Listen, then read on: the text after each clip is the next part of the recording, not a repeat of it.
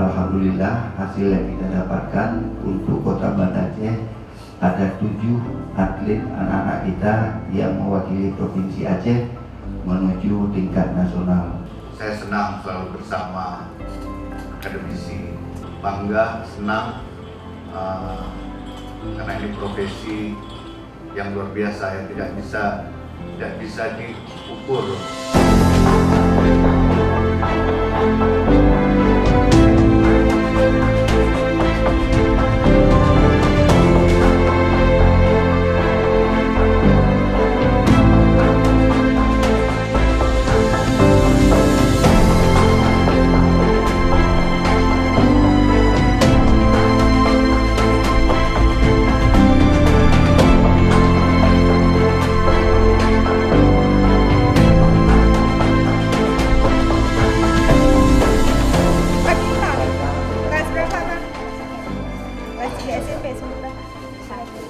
Oh, SMP sama kita ya.